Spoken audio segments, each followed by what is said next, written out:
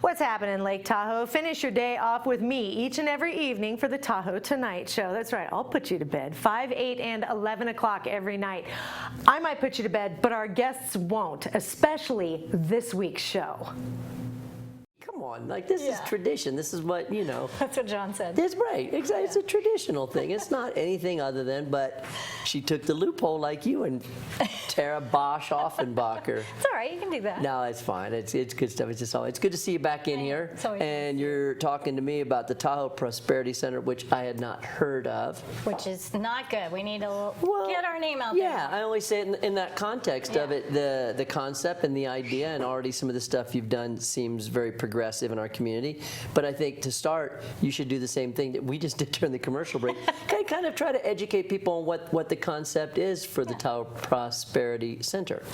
Well, so we are a local nonprofit organization. We're the beneficiary today of the hole-in-one event at the American Century Golf Championship, so we're very excited about that. But we are community and economic development, so we work on infrastructure issues like broadband and cell phone coverage, trying to work to expand that so that people can work remotely here if they want to. Live, work, play. We want people to be able to do that here in Lake Tahoe, get out of that Bay Area, San Francisco traffic. So when you bring up the cell phone thing, it's not just me, right? When it's really busy in town, our cell phone does not work as well, or does the internet, okay? Is that right? It is correct, yeah. The capacity when we have the number of visitors that we have here right now is diminished because everybody's on their cell phone. Everybody right now is at American Century Golf taking photos and having a great time, and that kills the bandwidth. Okay. So we need small cell coverage, we need large cell coverage, and it all has to work together. So we just help coordinate that process to expand the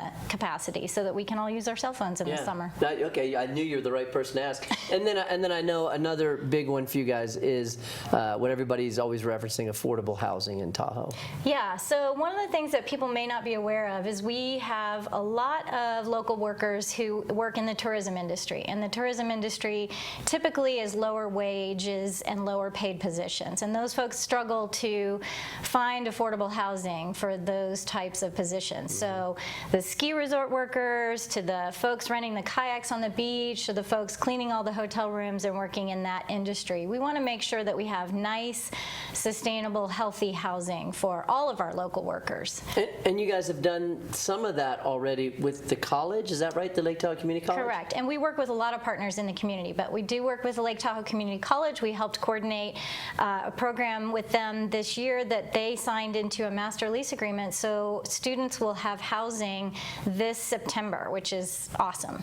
Wow, yeah, that's a big deal. It just seems, I always say, devil's advocate, I'm like, seems to me when I look around South Lake and my friends in North Lake make fun of us, that there's plenty of affordable housing here. I mean, there's a lot of old houses and rundown places, and to me it seems like there's also the option of being down in the valley. Okay, and I'm only comparing that to other towns, Chamonix, Telluride, Vail, Aspen, pick one. Right, and we do have we have a lot of old run-down places where people currently are living that is what I would consider affordable, but I wouldn't consider it safe. I wouldn't consider it healthy. I wouldn't consider it modern and nice, and that's what we want. You know, there's a lot of buildings in our community that could be repurposed, redeveloped into nicer housing. So and make it look better too. And I travel to those places and I see, 2, 3, 4-story community housing buildings that are so much nicer. Right. In Big Sky, Montana, and Idaho, and other places like that, they've figured it out. So we can figure it out. Yeah, it's being done other places. We don't need to recreate the wheel, do we? No. And then what have you guys done aside from the housing for the colleges, or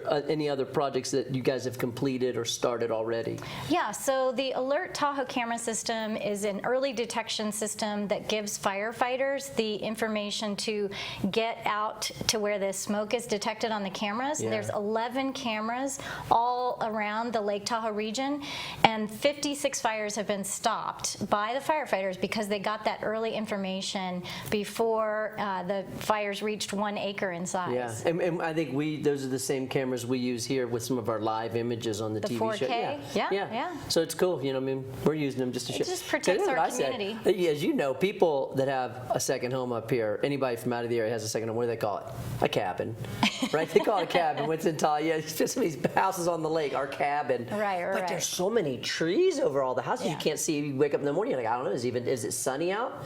You go Well, to those. we You wanna can go to those say- cameras and see. You can, and we want to say that folks who have second homes are future full-time residents. So we think a lot of folks who have second homes right now might want to live and work in Lake Tahoe. So we want to be able to promote that. I mean, companies like Tahoe Scribe, the T-shirt I'm wearing, they're young entrepreneurs in Yeah. our community.